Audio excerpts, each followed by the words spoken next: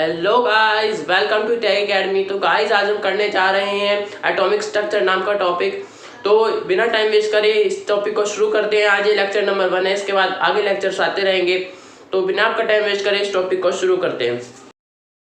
हम बात करेंगे एटॉमिक स्ट्रक्चर में इलेक्ट्रॉन, प्रोटॉन, न्यूट्रॉन की डिस्कवरी किसने करी और किस किस तरह से हुई थी। तो सबसे पहले हम देखते हैं डिस्कवरी ऑफ इलेक्ट्रॉन, जो कि जे थॉमसन ने करी थी।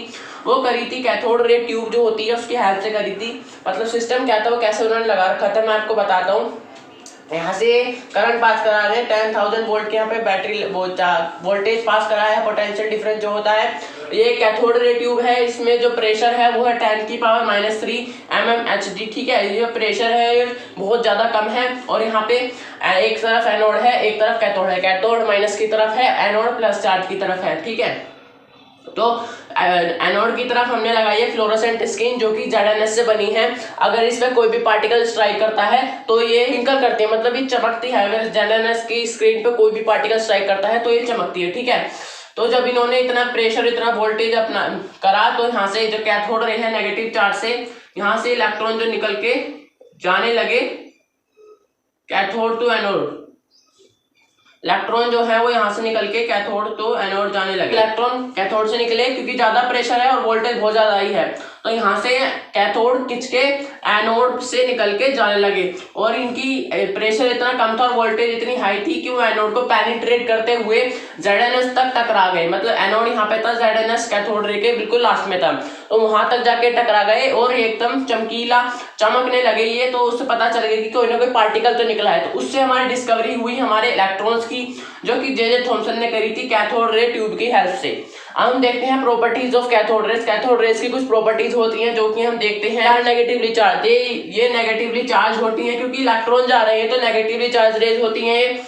They travel in straight line, ये स्ट्रेट लाइन में ट्रेवल करती हैं। इसका हम एक बार ये भी समझाने के लिए हम इसका रीजन भी दे सकते हैं कि स्ट्रेट लाइन में ट्रैवल क्यों करती है। रीजन ये सकता है कि इसको समझाने के लिए कि रास्ते में हम उसके जैसे यहाँ से कैथोड रेज जा रही हैं, तो बीच में हमने रख दिया है ओपेक ऑब्जेक्ट, मतलब जिसके आर पार नहीं जा सकती है रेज, पर उसमें जो है रख देते हैं तो उसमें शैडो बन जाती है। और शैडो उसी केस में बनती है जब हमारी जो लाइन्स होती हैं, रेज होती हैं, वो हमारी स्ट्रेट लाइन में ट्रैवल करती हैं, तभी हमारी जो शैडो बनती है ओपेक ऑब्जेक्ट के पीछे। ठीक है, दे पॉजेसिव काइनेटिक एनर्जी, इनके अंदर काइनेटिक एनर्जी होती है। ये पता लगाने के लिए हमने क्या करा, ये दूसरे वाले का रीजन है।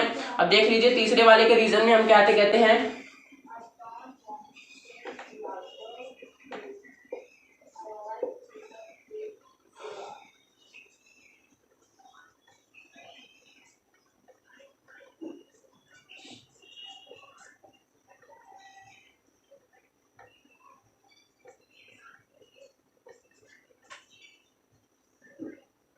देखिए समझाने के लिए मैंने हिंदी में लिखा है, जो व्हील रख देते हैं हम काइनेटिक एनर्जी समझने के लिए। जैसे यहाँ से कैथोड रेज जा रही हैं तो उनके बीच में हमने व्हील रख दिए छोटे छोटे। अगर वो व्हील घूमेंगे तो इसका मतलब जो हमारी कैथोड रेज जा रही है उसके पास काइनेटिक एनर्जी है। इसी से हमारी एक प्रॉपर्टी निकल के आई थी कि दे पॉजिटिव काइनेटिक एनर्जी। ठीक है, they are made up of small particles. Small particles से तो बनी होगी, वो स्मॉल पार्टिकल्स क्या है, इलेक्ट्रॉन। ठीक है, they are deflected towards the positive plate in electric field. इसका मतलब ये है कि पॉजिटिव प्लेट्स की तरफ जाती हैं ये नेगेटिव इलेक्ट्रॉन की रेस है, तो नेगेटिव है तो पॉजिटिव की तरफ जाती हैं। इसका मतलब ये पॉजिटिव की तरफ जाके डिफ्लेक्ट होती है, एक इलेक्ट्रिक फील्ड बन जाता है पॉजिटिव नेगेटिव के बीच में, तो इलेक्ट्रॉन जो है वो पॉजिटिव की तरफ जाते हैं। फिफ्थ पॉइंट की प्रॉपर्टी ये है। कैथोड रेस की सिक्स्थ प्रॉपर्टी क्या है, दे डिफ्लेक्टेड इन मैग्नेटिक फील्ड। ये मैग्नेटिक फील्ड के अंदर डिफ्लेक्ट करती हैं। दे प्रोड्यूस फ्लोरोसेंस, मतलब ये चमकती है जब ये ZnS की स्क्रीन पे स्ट्राइक करती हैं। 8 पॉइंट है, they produce x rays. X rays produce करती हैं जब ये स्ट्राइक करती है किसी भी हैवी मेटल पे, तो ये एक्सरे प्रोड्यूस करती हैं कैथोड रेज। और इसका 9th पॉइंट है, ओरिजिन इलेक्ट्रोड से होता है, कि दोनों इलेक्ट्रोड है ओरिजिन इलेक्ट्रोड से होता है। इसका इसमें कोई गलत बात नहीं है। यदि हम इनके अंदर जो गैस है, एक गैस प्रेशर का ही होगा, प्रेशर जो है वो गैस की वजह से बनता है, तो इसके अंदर की जो गैस है उसे चेंज कर दे और इलेक्ट्रोड जिस मटेरियल से बना उस मटेरियल को चेंज कर दे, तब भी जो हमारी प्रॉपर्टीज है कैथोड रेज की वो हमेशा सेम ही आएंगी। तो इसकी 9 प्रॉपर्टी ये हो गई। अब हम देख लेते हैं सब को मिला के हमें कंक्लूजन क्या मिला। हमारा कंक्लूजन क्या निकल के आ रहा है, the particles of cathode rays are fundamental. जो कैथोड रेज के पार्टिकल्स होते हैं वो फंडामेंटल होते हैं। दूसरा, जो फंडामेंटल पार्टिकल्स होते हैं वो इलेक्ट्रॉन होते हैं, उनका नाम है इलेक्ट्रॉन, ठीक है। तो जो हमें जे थॉम्सन ने फाइनली जो कंक्लूजन इसका ये सब करके बताया था कैथोड रे में, उसने हमें बताया था, उन्होंने हमें बताया था चार्ज अपॉन मास का जो रेशियो होता है इलेक्ट्रॉन का चार्ज अपॉन इलेक्ट्रॉन का मास का जो रेशियो होता है वो होता है 1.75 इंटू 10⁻11 कूलम पर केजी, ठीक है। और ये रेशियो ही है जो प्रॉपर्टी कह रहा था मैं कि गैस चेंज कर दो, कैथोड का मटेरियल चेंज कर दो, जो प्रॉपर्टी चेंज नहीं होगी और यही प्रॉपर्टी है कि इनका इसका जो रेशियो है चार्ज अपॉन मास का रेशियो वो कभी चेंज नहीं होता है, ठीक है। कैन ऑयल ड्रॉप एक्सपेरिमेंट कराते एक मिलीकैन साइंटिस्ट थे, उन्होंने ऑयल ड्रॉप एक्सपेरिमेंट करा था कोई, उससे हमें उन्होंने बताया था चार्ज ऑफ इलेक्ट्रॉन। और जब हमें चार्ज ऑफ इलेक्ट्रॉन पता चल गया, जब हमें ये चार्ज पता चल गया, हमें रेशियो पता चल गया, तो हमने मास ऑफ इलेक्ट्रॉन निकाल लिया सिंपली से 9.1 इंटू 10⁻31 केजी। तो चार्ज ऑफ इलेक्ट्रॉन और मास ऑफ इलेक्ट्रॉन आपको याद रखने पड़ेंगे इस चैप्टर में, आगे न्यूमेरिकल्स में बहुत ज्यादा काम आने वाले हैं। और ये रेशियो याद रखिए। कैथोड रेज की प्रॉपर्टी जो है वो आपसे क्वेश्चन में पूछी जाएंगी थ्योरी पार्ट में, और न्यूमेरिकल पार्ट में आपकी दोनों चार्ज ऑफ इलेक्ट्रॉन और mass of electron very useful है, तो इस बात का ध्यान रखें। डिस्कवरी ऑफ प्रोटॉन जो कि करी थी साइंटिस्ट ई गोल्डस्टीन ने, ठीक है। इन्होंने क्या करा था, जे थॉम्सन का आइडिया लेके इन्होंने क्या करा, इन्होंने इस केस में सिर्फ एक चीज होती है, प्रेशर 10⁻³ mmg से घट के 10⁻⁻1 mmg हो जाता है, तो उस केस में हमारी एनोड से पॉजिटिव रेज निकल के जाती है कैथोड की तरफ। उसको समझने के लिए, उसको प्रूफ करने के लिए, तो अब की बार जो फ्लोरोसेंट स्क्रीन ZNS की है वो लगाई गई थी कैथोड रेज पे, ताकि अगर कोई पार्टिकल स्ट्राइक करे तो वो चमके, ठीक है। तो पार्टिकल स्ट्राइक करे तो इसका मतलब एनोड से निकल के अब की बार जा रहा था कैथोड पे, उन्हें कहा गया एनोड रेज। तो हम देखते हैं प्रॉपर्टीज ऑफ एनोड रेज। सबसे पहली प्रॉपर्टी जो एनोड रेज निकल रही थी वो कलर्ड थी, उनके अंदर कुछ कलर था, ठीक है। Second properties made up of positive particle, ये पॉजिटिव पार्टिकल से बनी हुई थी, क्योंकि जब प्रोटॉन निकल के जा रहा है तो पॉजिटिव पार्टिकल से तो बनेंगी। थर्ड, ओरिजिन इनका जो था वो गैसियस आयन से हुआ था, जो गैस थी उनके जो आयंस थे, जो गैस अंदर में भरी हुई थी उसके आयंस की वजह से इनका ओरिजिन हुआ था। They depends upon nature of gas taken, इसके अंदर जो गैस ली जाएगी उसके नेचर पे डिपेंड करेंगे हमारी एनोड रेज। ऐसा नहीं है कि पिछली केस की तरह कोई भी गैस ले लो, कोई भी इलेक्ट्रोड का मटेरियल ले लो, वो उस पर डिपेंड नहीं करेगी। इस केस में जो अंदर गैस ली गई है उस पर डिपेंड करेगी, क्योंकि इसका ओरिजिन जो है वही गैसेस के आयन से हुआ है, जो गैस इसके अंदर है उसके आयन से ही इसका ओरिजिन हुआ है एनोड रेज का। इसमें जो चार्ज अपॉन मास रेशियो है वो डिपेंड करता है नेचर ऑफ गैस के ऊपर, ठीक है। क्योंकि जो ओरिजिन है जब वो गैस के आयन से हुआ है तो गैस पे डिपेंड तो करेगा ही करेगा। सिक्स्थ क्या है, लाइटेस्ट गैस कौन सी होती है हमारी, हाइड्रोजन। हाइड्रोजन के केस में हमारा एनोड रेज होती हैं वो प्रोटॉन से बनी होती हैं, बाकी किसी में प्रोटॉन से नहीं बनी होती है हमारी एनोड रेज। और जो मास ऑफ प्रोटॉन है वो हमारा क्या है 1.6 इंटू 10⁻27 किलोग्राम, और चार्ज ऑफ प्रोटॉन क्या है हमारा 1.6 इंटू 10⁻19 कूलम, और mass of proton equal to हम लिख सकते हैं 1837 times of mass of electron, ठीक है। तो मास ऑफ प्रोटॉन इतना गुना ज्यादा होता है मास ऑफ इलेक्ट्रॉन के।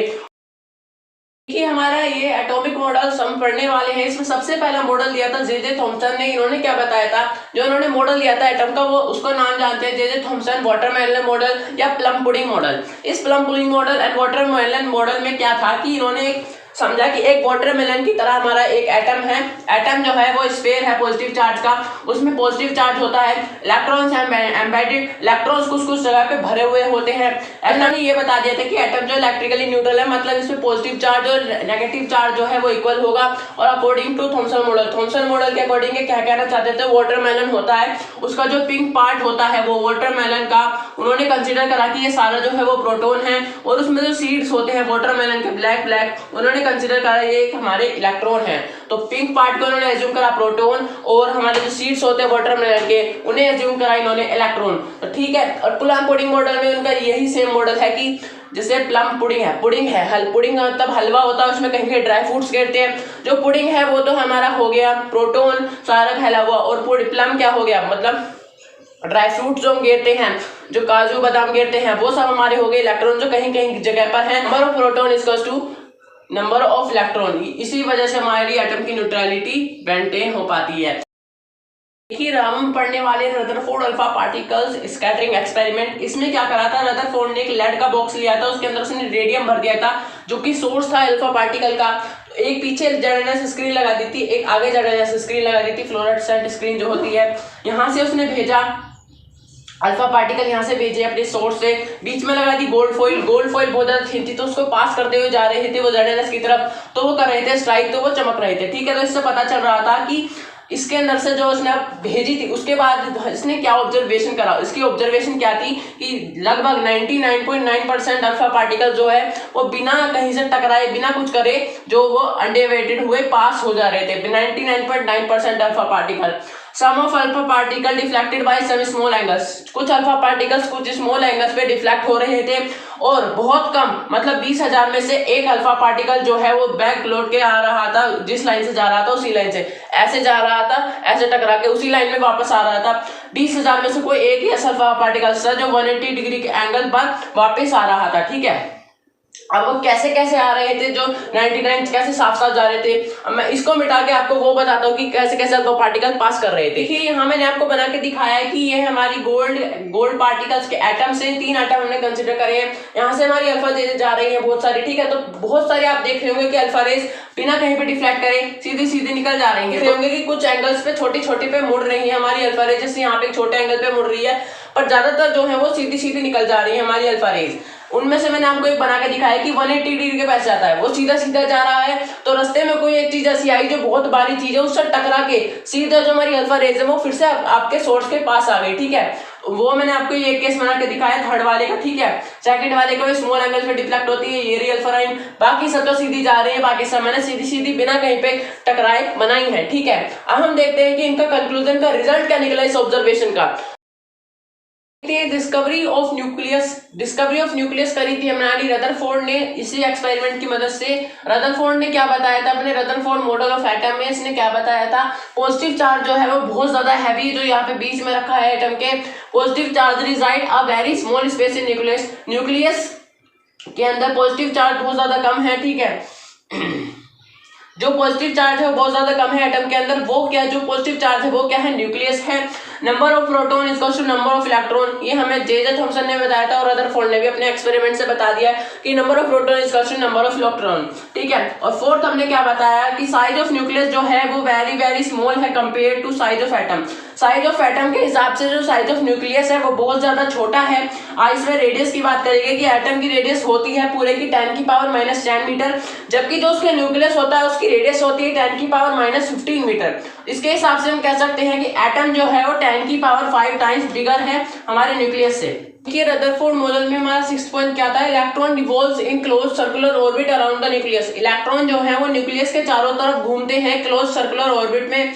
इन्होंने कंपेयर करा था अपने मॉडल को सोलर सिस्टम मॉडल से, क्योंकि जैसे अर्थ सन के चारों तरफ घूमती है उसी तरह से हमारे जो इलेक्ट्रॉन है प्रोटॉन के चारों तरफ घूमते हैं। Electron revolves only the electrostatic force, electron revolve इसी वजह से कर पा रहे हैं क्योंकि प्रोटॉन होता है हमारे न्यूक्लियस में पॉजिटिव चार्ज होता है, इलेक्ट्रॉन है नेगेटिवली चार्ज, इन दोनों के बीच में हमारा एक इलेक्ट्रोस्टैटिक फोर्स लगता है।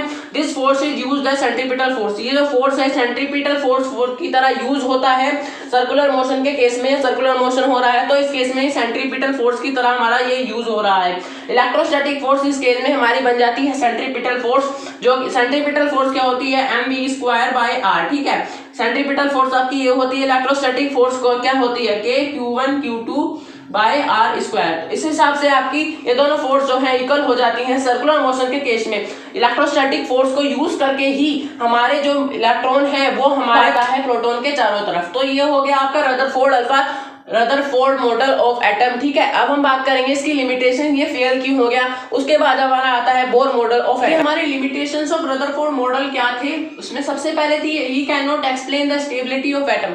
ये नहीं बता पाए थे कि एटम जो है हमारा स्टेबल है। वो कैसे हम कह सकते हैं, क्योंकि उस टाइम एक मैक्सवेल थ्योरी निकली थी, मैक्सवेल ने थ्योरी दी थी इसी के ऊपर कि कोई भी एक्सीलरेटेड चार्ज पार्टिकल जो होता है वो रेडिएशन निकालता है, उससे उसकी एनर्जी लूज होती है। तो इस चीज को अगर हम उनकी माने तो इलेक्ट्रॉन जो है वो कुछ टाइम के बाद न्यूक्लियस से कोलाइड कर जाएगा और एटम जो है वो खत्म हो जाएगा। लेकिन ये जो है ये तो मॉडल गलत है, मैक्सवेल की जो थ्योरी है ये तो गलत है। इसी चीज को गलत साबित नहीं कर पाए थे रदरफोर्ड मॉडल कि एटम जो है वो स्टेबल है, इस बात को एक्सप्लेन नहीं कर पाए थे। इस थ्योरी को समझने के बाद वो इस एक्सप्लेन नहीं कर पाए थे कि एटम स्टेबल है कि नहीं है। लेकिन ये थ्योरी तो गलत है, क्योंकि अगर ऐसे इलेक्ट्रॉन न्यूक्लियस में कोलाइड होते, अगर ये थ्योरी सच होती तो आज दुनिया में कुछ भी नहीं होता, क्योंकि जब सारे एटम्स होते हैं इलेक्ट्रॉन प्रोटॉन से बने होते हैं, इलेक्ट्रॉन से सब न्यूक्लियस एक टाइम के बाद टकरा जाते तो सारे एटम्स खत्म हो जाते, तो यहाँ पे एग्जिस्टेंस ही नहीं हो पाती किसी भी चीज की। तो ये मैक्सवेल थ्योरी पूरी तरह से गलत है, ये गलत है, इसमें स्टेबिलिटी नहीं दिखाई जा रही है, तो स्टेबिलिटी को नहीं समझा पाए थे हमारे रदरफोर्ड। ठीक है, तो पहला लिमिटेशन ये है। दूसरा लिमिटेशन इनका ये है, can not explain line spectrum. ये लाइन स्पेक्ट्रम होता है उसको नहीं शो कर पाए थे। लाइन स्पेक्ट्रम मतलब मैं आपको नेक्स्ट वीडियो में बताऊंगा, लेकिन जो लाइन स्पेक्ट्रम है उसे एक्सप्लेन नहीं कर पाए थे रदरफोर्ड। ठीक है, अब हम देखेंगे Bohr model of atom. Bohr model of atom क्या कहता है हमसे, atom has a centre called nucleus. Atom के पास एक सेंटर होता है जिसमें होता है न्यूक्लियस। सेकंड क्या कहता है बोहर मॉडल का postulate, electron revolves in a fix circular orbit with fix velocity fix energy. Maxwell ने क्या कहा था कि एनर्जी लूज करता जाएगा तो एक टाइम आएगा उसमें जाकर टकरा जाएगा तो एटम खत्म हो जाएगा। लेकिन इन्होंने क्या बताया, फिक्स्ड सर्कुलर ऑर्बिट होते हैं, ऐसा नहीं कहीं भी घूमने लगा जहां उसको जगह मिली। फिक्स्ड वेलोसिटी होती है, फिक्स्ड एनर्जी के साथ घूमते हो, ना वो एनर्जी कम हो सकती है ना वो एनर्जी ज्यादा हो सकती है।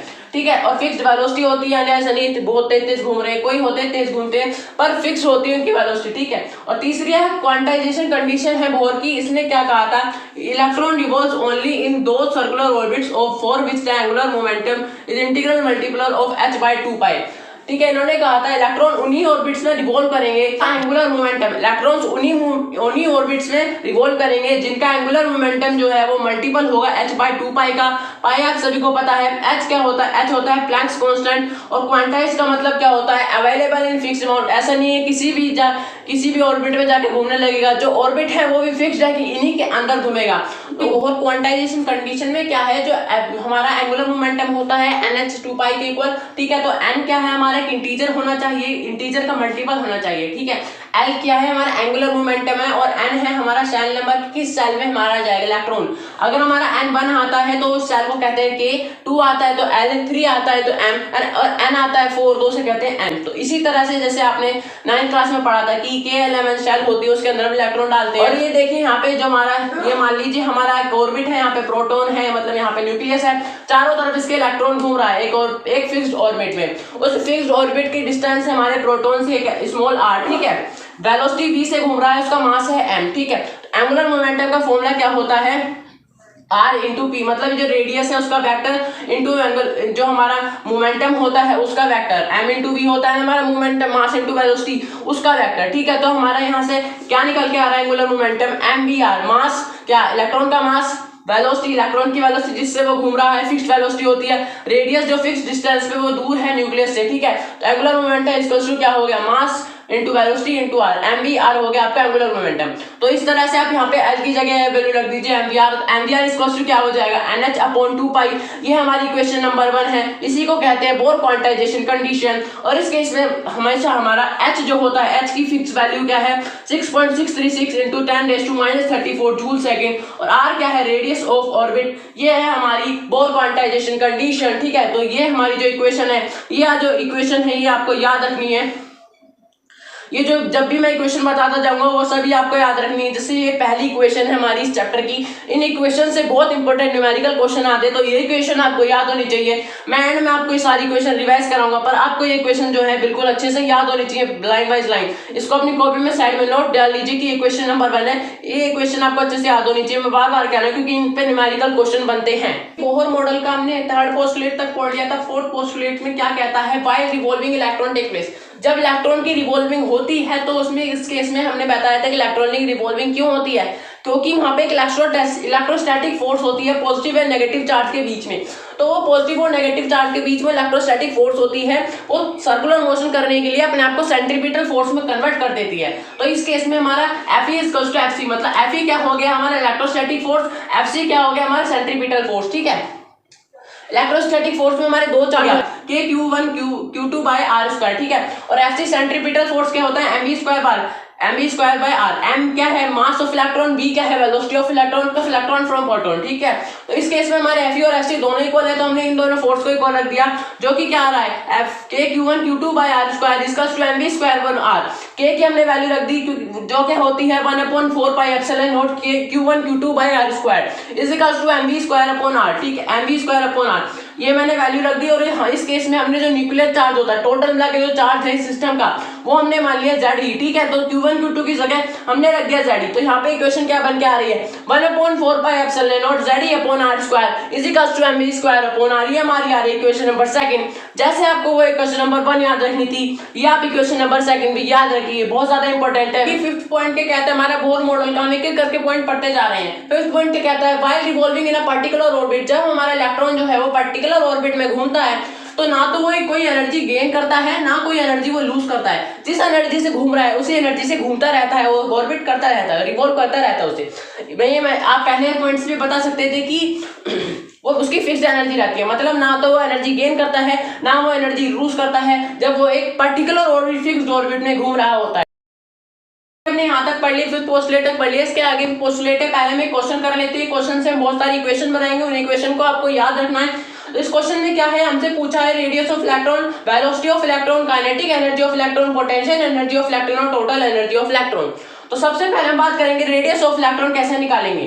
पहले हमने निकाला था रेडियस ऑफ इलेक्ट्रॉन के लिए। रेडियस ऑफ इलेक्ट्रॉन के लिए पहली क्वेश्चन में पता है mvr = nh/2π हमने निकाली थी बोर क्वांटाइजेशन कंडीशन से। दूसरी क्वेश्चन क्या है, 1/4πε0 Ze/r², 1/4πε0 Ze²/r² mv²/r, ये हमने निकाली थी। हमारी जो इलेक्ट्रोस्टैटिक फोर्स है वो इक्वल होती है सेंट्रीपिटल फोर्स के, उसको देख के हमने निकाली थी। तो हमने पहली वाली इक्वेशन जो है mv² = nh/2π का हमने स्क्वायरिंग कर दिया बोथ साइड। तो ये क्या बन के आई, m² v² अब r² n²h²/4π²। तो हमने पहली और दूसरी इक्वेशन को डिवाइड कर दिया। तो सबसे पहले हमने रखी दूसरी वाली इक्वेशन, ठीक है। तो यहाँ पे n² h² ये 4π², ठीक। नीचे रखी दूसरी वाली इक्वेशन का Ze²/4πε0 यहाँ पे रख दिया। दूसरी इक्वेशन दूसरी साइड हमने रखा m² v² r² mv²/r, ये पहली वाली नीचे रखती है, दूसरी ये वाली ऊपर रख दी, ठीक है। हमने फिर जो काटा उसके बाद यहाँ पे हमने सीधा सीधा इन्हें ऊपर नीचे दूसरी साइड मल्टीप्लाई करा।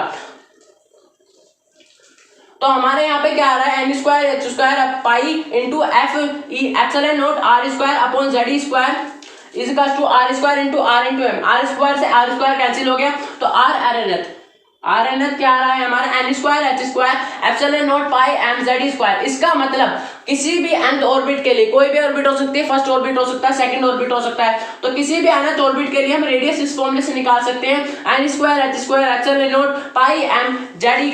Ze क्या है, Q1 × Q2 जो चार्ज होते हैं उनका स्क्वायर, ठीक है। Q1 जैसे एक चार्ज था उसको हमने Ze मान लिया, तो उसका स्क्वायर, ठीक।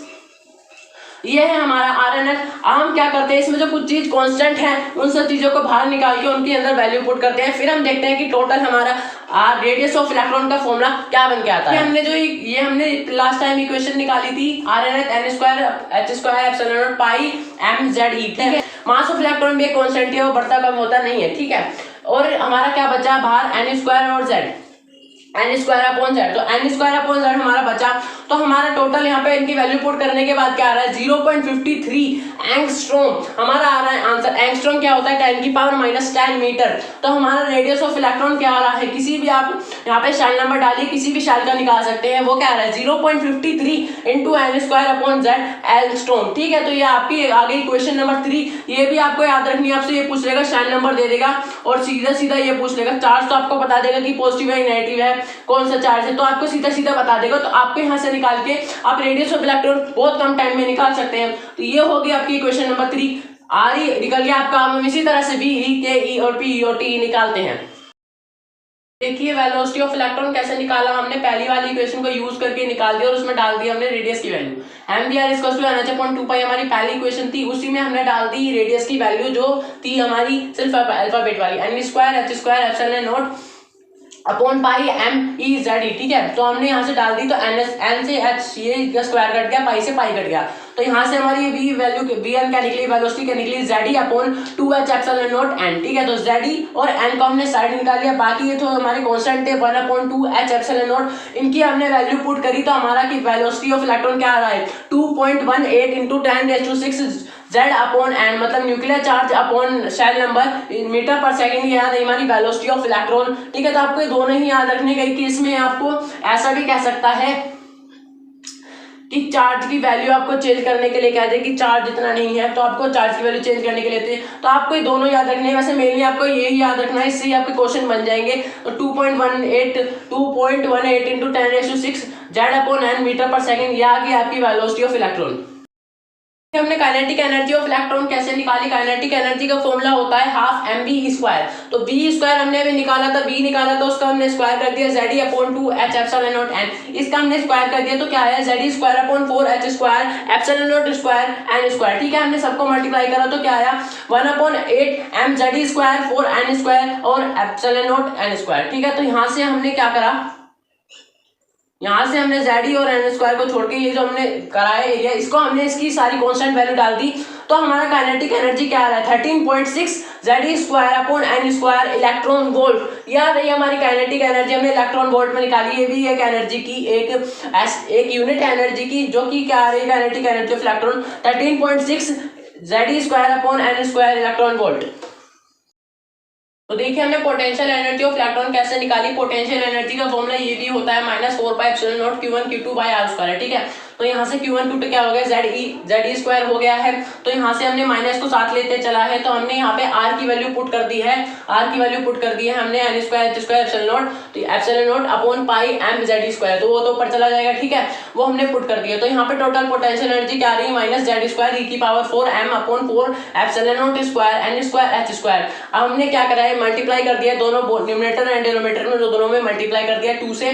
तो हमारा आंसर क्या आ रहा है पोटेंशियल एनर्जी में -me⁴h²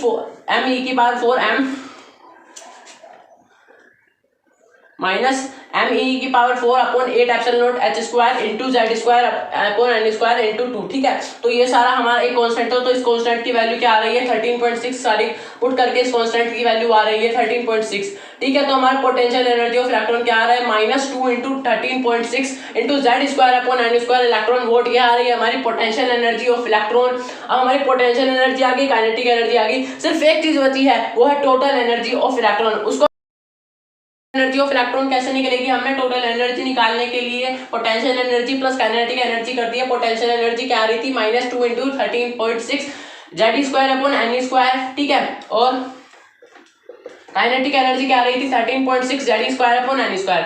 तो ये तो दोनों में कॉमन है, तो ये कॉमन है, तो इसलिए हमने ये बाहर निकाले, तो अंदर क्या बचा -2 + 1। तो टोटल एनर्जी ऑफ इलेक्ट्रॉन क्या आ रही है हमारी -13.6 Ze²/n²। टोटल एनर्जी निकाल के देखिए तीनों शेल की n1 n2 और n3। ठीक है, n1 की निकाल के देखिए तो सेम आ रही है 13.6 इलेक्ट्रॉन वोल्ट।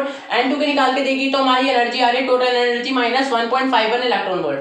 n3 की निकाल के देखिए वो आ रही है -13.6 × 1/9 करके आ रही है 0.85 इलेक्ट्रॉन वोल्ट। ठीक है, तो इसका मतलब अब मैं आपको क्या समझाना चाहता हूँ, जो टोटल एनर्जी ऑफ ऑर्बिट्स होती है, जो इलेक्ट्रॉन घूम पाते हैं, वो सबसे ज्यादा होती है हमारी न्यूक्लियस के पास वाली शेल में। जैसे जैसे हमारी डिस्टेंस बढ़ती जाती है, जैसे जैसे हमारा ऑर्बिटल शेल नंबर बढ़ता जाता है, वैसे वैसे हमारी जो एनर्जी है इलेक्ट्रॉन्स की, एनर्जी है जो इलेक्ट्रॉन्स की घूमने की, वो हमारी कम होती जाती है। जो एनर्जी है जो सबसे ज्यादा होती है वो सबसे पास वाली शेल में होती है, जो ये शेल नंबर 1, शेल नंबर 2 और शेल नंबर 3। ठीक है, तो 3 में सबसे कम है 0.85, और 1 में सबसे ज्यादा एनर्जी होती है कि वो ज्यादा तेज होल्ड करके कर पाता है, क्योंकि इसमें वो चीज आ जाती है कि फिर हमारा जो सेंट्रीपिटल फोर्स होता है उसके में जो डिस्टेंस है वो कम हो जाती है, तो फिर वो ज्यादा पकड़ के ज्यादा उसके पास एनर्जी आ जाती है। तो ये तो हो गया आपका टोटल एनर्जी से रिलेटेड सारी आपको इक्वेशन याद कर लेनी है। इन पे न्यूमेरिकल आते हैं तो आपको ये भूलनी नहीं है, आपको बिल्कुल अच्छे से सभी याद कर लेना है, यहाँ से यहाँ तक की सारी क्वेश्चन,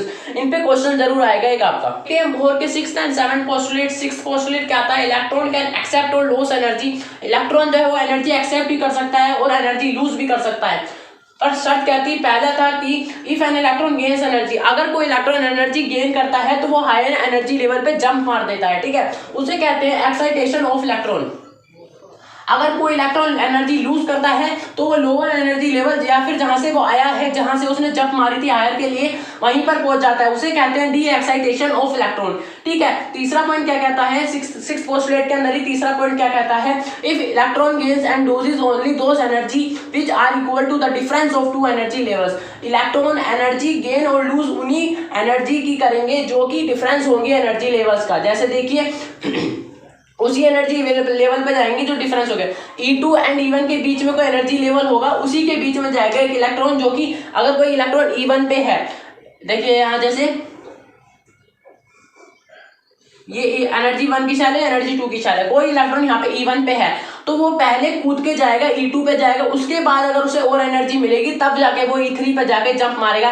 और 7th पोस्टुलेट में उसने बताया था एटॉमिक स्पेक्ट्रम ऑफ हाइड्रोजन। तो इस एटॉमिक स्पेक्ट्रम ऑफ हाइड्रोजन को नेक्स्ट लेक्चर में बिल्कुल डीप में पढ़ेंगे। तो गाइस आज के लेक्चर को यहीं एंड करते हैं, मिलेंगे इस चैप्टर के नेक्स्ट लेक्चर में। आपने मेरे चैनल को अब तक सब्सक्राइब नहीं करा है तो सब्सक्राइब कर लीजिए, इसे अपने फ्रेंड के साथ जरूर शेयर कीजिए और वीडियो को लाइक करना ना भूले। ओके गाइस, मिलते हैं नेक्स्ट लेक्चर में, तब तक के लिए बाय बाय।